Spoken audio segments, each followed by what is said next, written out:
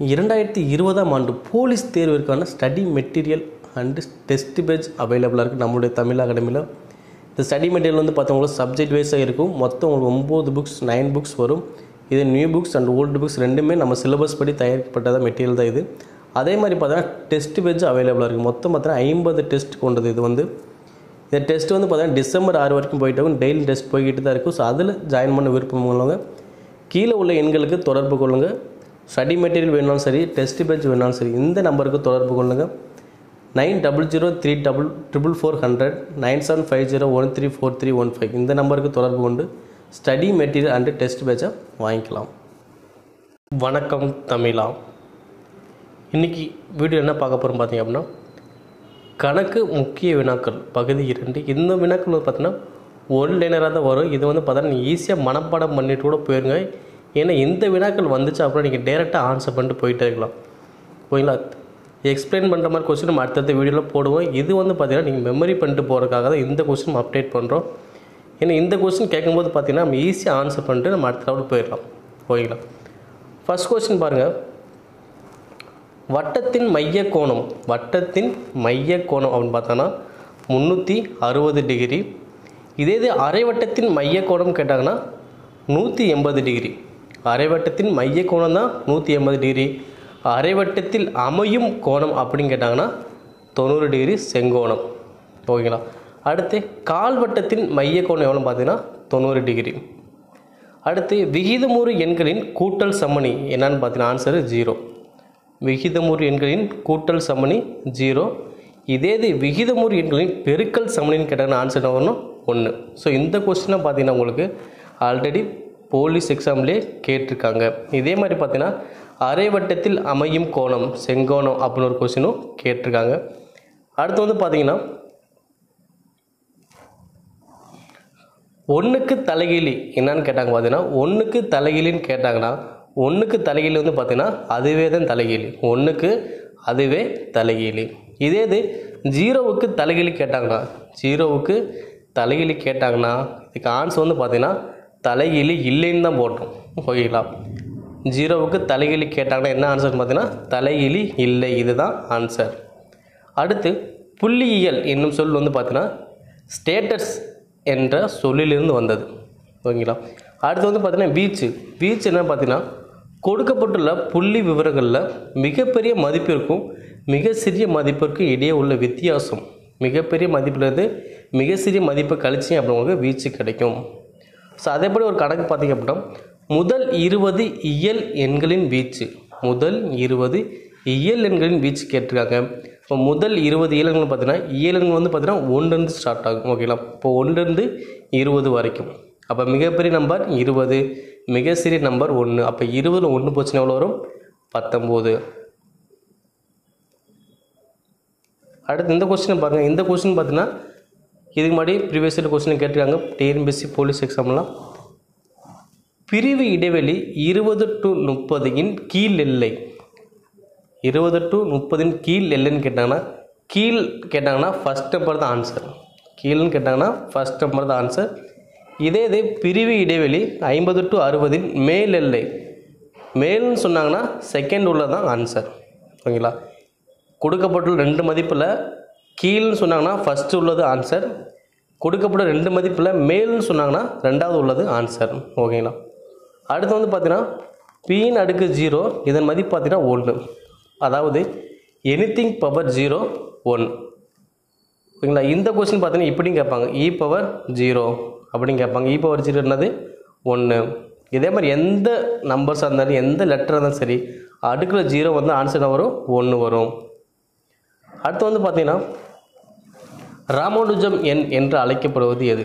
ராமானுஜம் எண் என்று அழைக்கப்படுகிற நம்பர் எதுன்னு பார்த்தீங்கன்னா 1723. இந்த நம்பர் வந்து பார்த்தீங்க அப்படின்னா 10 கியூப் ப்ளஸ் 9 கியூப் இது ரெண்டையும் ஆட் பண்ணால் உங்களுக்கு வரும். அதே மாதிரி பார்த்தீங்கன்னா 12 கியூப் ப்ளஸ் 1 கியூப் இதை போட்டாலும் இந்த நம்பர் வரும். அடுத்து வந்து பார்த்தீங்கன்னா எம் உறுப்புகளை கொண்ட ஒரு கணத்தின் தகு உட்கணங்களின் எண்ணிக்கை.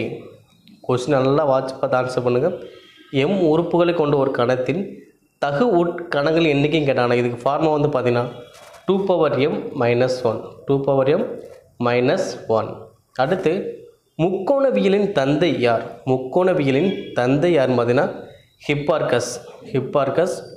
அடுத்து சைன் குறியீடு கண்டுபிடித்தவர் பார்த்தீங்கன்னா ஆரியப்பட்டா. ஸோ எப்போவுமே மேக்ஸில் இதுதான் முக்கியம், அதுதான் முக்கியம் எப்பயும் படிச்சு போகாதீங்க. நம்ம வந்து ஒரு ஸ்கூல் எக்ஸாம் ப்ரிப்பேர் பண்ண வைக்கலாம், ஒரு போட்டி தேர்வுக்கு ப்ரிப்பேர் பண்ணிக்கிட்டு இருக்கோம் அப்படின்னா நம்ம எந்த கொஸ்டின் நம்ம படிச்சுட்டு போய் தான் ஆகணும். ஏன்னா இந்த கொஸ்டின் கேட்டாங்க அப்படின்னா தெரியாமல் போயிட்டு அப்படின்னா நம்மளுக்கு ரொம்ப ரிஸ்க் ஆயிரும். ஏன்னா ஒரு மார்க்கில் தான் நம்ம லைஃபே மாறப்போகுது. ஓகேங்களா?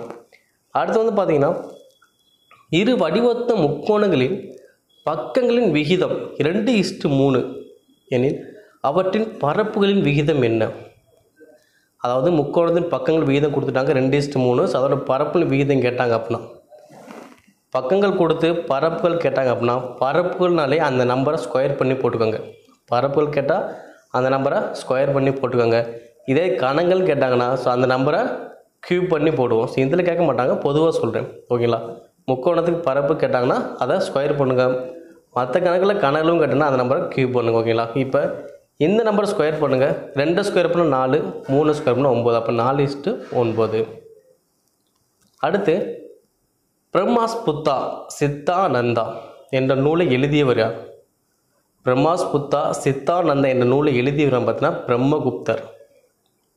அடுத்து நவீன புள்ளியியல் துறையின் நிறுவியவர்களின் முன்னோடி. நவீன புள்ளியியல் துறையின் நிறுவியவர்களில் முன்னோடி யார் பார்த்தீங்கன்னா கார்ல் பியர்சன். அடுத்து ரொம்ப முக்கியமான கொஸ்டின். இந்த 3 கொஸ்டினுமே ஏன்னா ரிப்பீட்டடாக இந்த கொஸ்டின் பார்த்தா நிறைய டைம் கொஸ்டின் கேட்டிருக்காங்க. ஸோ அப்போ இந்த கொஸ்டின் நல்லா ஞாபகம் வச்சுக்கோங்க.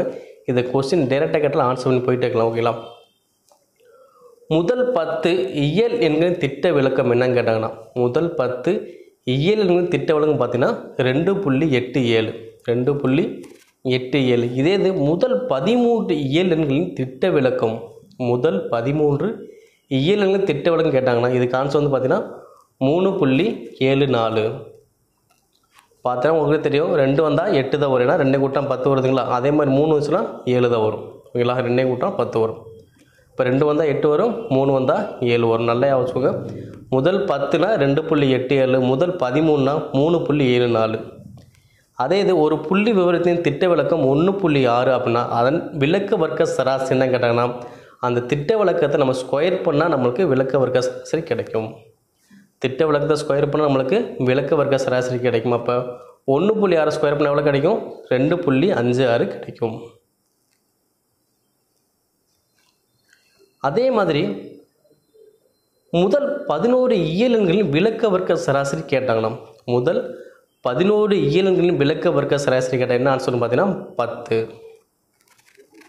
ஸோ இதில் அனைத்து வினாக்களும் பார்த்தீங்கன்னா ப்ரீவியஸில் கேட்ட கொஸ்டின் தான் நம்ம பார்த்துக்கிட்டு இருக்கோம். ஸோ அதனால் இந்த கொஸ்டினை முடிஞ்ச அளவுக்கு மனப்பாடம் கூட பண்ணிட்டு போயிருங்க. இந்த கொஸ்டின் டேரெக்டாக வந்தால் கூட என்ன பண்ணலாம், ஆன்சர் பண்ணிட்டு போயிட்டே இருக்கலாம். நம்ம எந்த ஒரு டைம் வேஸ்ட் பண்ண தேவையில்லை. இதை நம்ம டெரி பண்ணி பார்க்கணும் அவசியம் இல்லை. ஓகேங்களா? அடுத்த கொஸ்டின் பார்த்தீங்கன்னா 10, 10, 10, 10 இதன் விளக்க வர்க்க சராசரி கேட்டாங்களாம். ஓகேங்களா? ஒரே நம்பரில் திட்ட வழக்கம் கேட்டாலும் 0 தான், ஒரே நம்பர் கொடுத்து விளக்க வர்க்க சராசரி கேட்டாலும் 0 தான். ஓகேங்களா? அடுத்து ஒரு உறுதியாக நிகழ்ச்சி நிகழ்தகவு கேட்டாங்கன்னா ஒரு உறுதியாக நிகழ்ச்சி நிகழ்தகவு என்ன வரும் பார்த்தீங்கன்னா 1. இன்னொன்று நிகழ்தகவோட மதிப்பு எப்பவுமே எப்படி இருக்குன்னு பார்த்தீங்கன்னா 0லேருந்து 1க்குள்ளே தான் இருக்கும். 0 to 1 இதுக்குள்ளே தான் நிகழ்தகவோட மதிப்பு இருக்கும். அடுத்த கொஸ்டினை பாருங்கள். 52 சீட்டுகளை கொண்ட ஒரு சீட்டு கட்டிலிருந்து ஒரு சீட்டு எடுக்கப்படுகிறது. அது ஹார்ட் அரசியாக இருப்பதற்கான நிகழ்தகவு என்ன? அது ஹார்ட் அரசியாக இருப்பதற்கான நிகழ்தகவு என்ன கேட்குறாங்க. மொத்தம் 52 சீட்டு அவங்க சொல்லிட்டாங்க. ஓகேங்களா? அப்போ 52 கீழே போட்டுக்கலாம். ஓகேங்களா? நிகழ்தகவை பொறுத்தளவுக்கு நம்ம 2 மாதிரி தான் கண்டுபிடிக்க போகிறோம். ஒன்று மொத்தம் எவ்வளோ சீட்டு கேட்டுருக்காங்க பார்க்குறோம். அடுத்து வந்து அவங்க என்ன கேட்குறாங்க ஹார்ட்டில் அரசி ஹார்ட்டில் அரசி எத்தனை இருக்காங்க? 1 தான். அப்போ 1/52.